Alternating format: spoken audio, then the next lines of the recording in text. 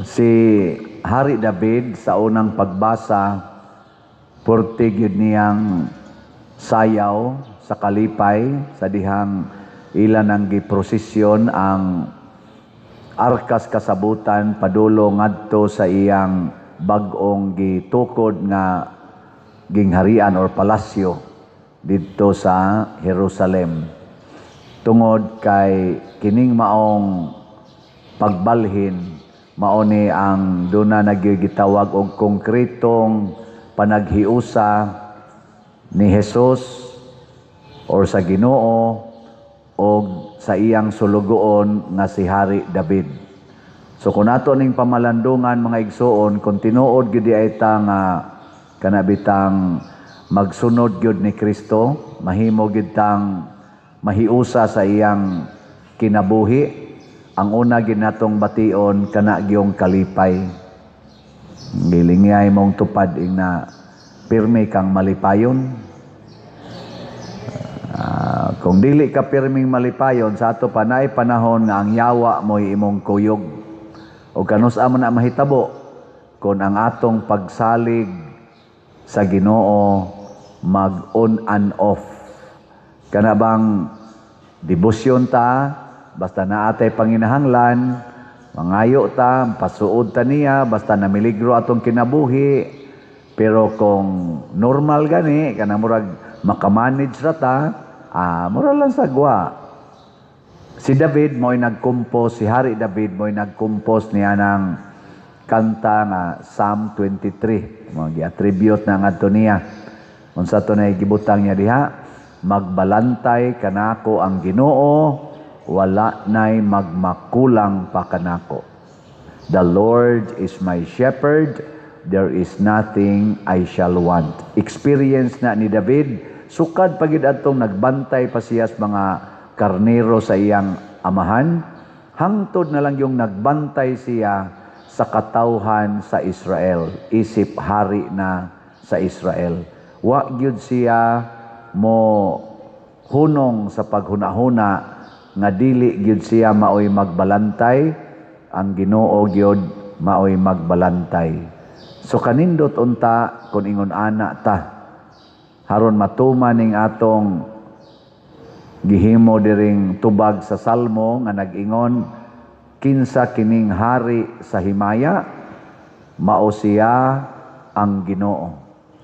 Usahay ra ba kita mga tao labi na gyud mabutangan na taggahom, mura dayon tag kita na maoy hari sa himaya. May kinsa may hari sa inyong balay karon, kamo o ang Ginoo? Kinsa may hari ros Pilipinas sa inyong tan-aw, si President Marcos o ang Ginoo? Ambot lang. Kamo nilay tubag diha, ay lagon yung tubag patubag. Unsaon man nato pag ilangan naghari ang Ginoo, dili ang tao.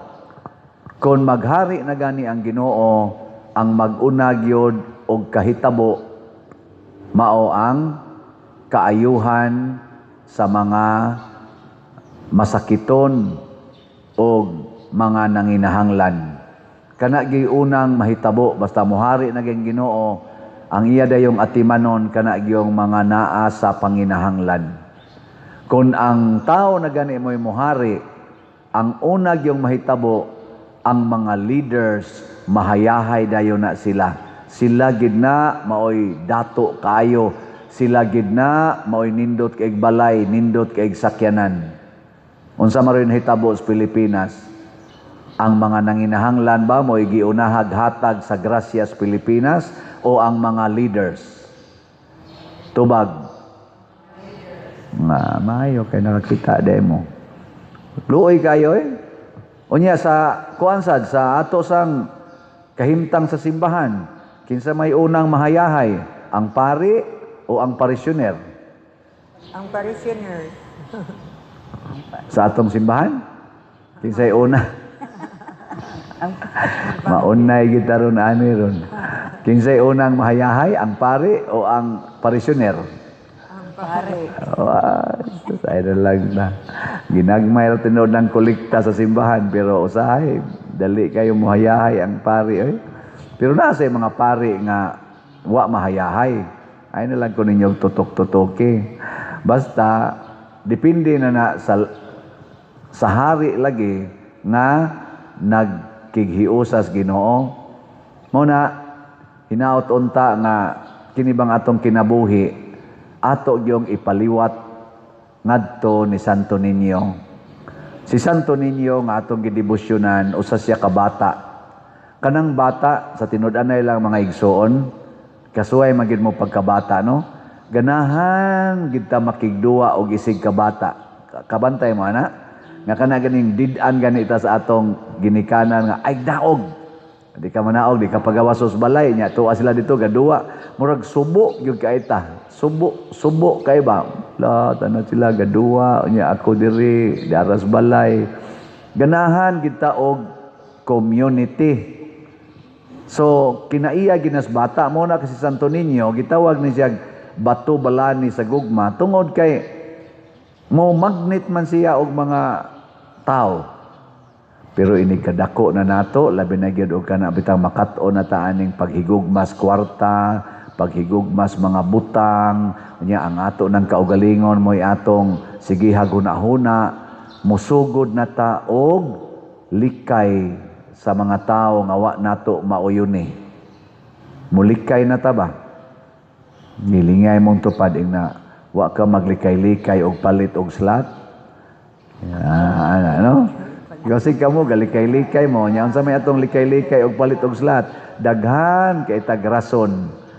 Daghan kay tagrason himuon o na ta mubuhat tabang sa katilingban.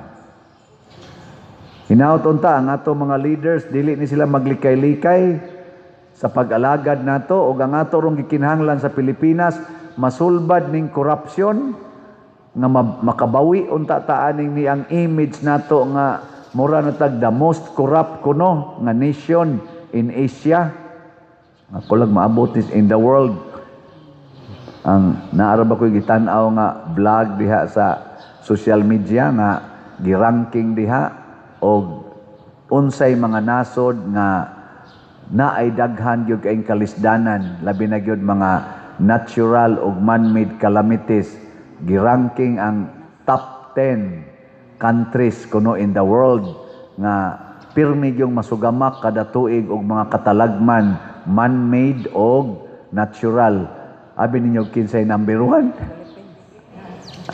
Nakita mo na nga vlog makalagot biya usahay pero unsa man ka matuoran man Philippines og ngano man kay ang nakadugang kuno nato gawas nga moagi gid dinhi ang mag-average og 20 ka mga bagyo kada tuig. Nya napagitay linog kay mga volcanic man ta dinhi. Ang nakapagrabe gyud mao kuno ang korupsyon. Kay okay ra unta nagdaghang calamities sama sa Japan, daghan man sa calamities ang Japan. Pero ang ilang mga leaders di man corrupt. Ug na may korupsyon, perti tingali ka minimal kay ug mudako na gilang korupsyon. Maghikog usahay ang leader oy. Harakiri. Pero Pilipinas tungod sa korupsyon ni samot gyud ka grabe. Murag nahimo lagi tang number 1 sa ilang assessment o unsa sa to nga grupo ang nagsurvey ato. Nahimo tang number 1 nga murabag devastated kaayo ba nga country tungod kay ang ato mga leaders daghan kayo ang corrupt o in short ang korupsyon sa Pilipinas grabe kaayo. Muna mga igsoon ato gyung ipangalian ni Santo Niño ug labi na gyud kita atong sundon ang kinaiya ni Hari David, ang kinaiyas mga santos nga ang Ginoo gyud mao'y sentro. Siya gyud ang atong pasudlon sa atong kinabuhi kay siya man ang hari. Si Santo Niño mao ang atong hari nga bato balani sa gugma.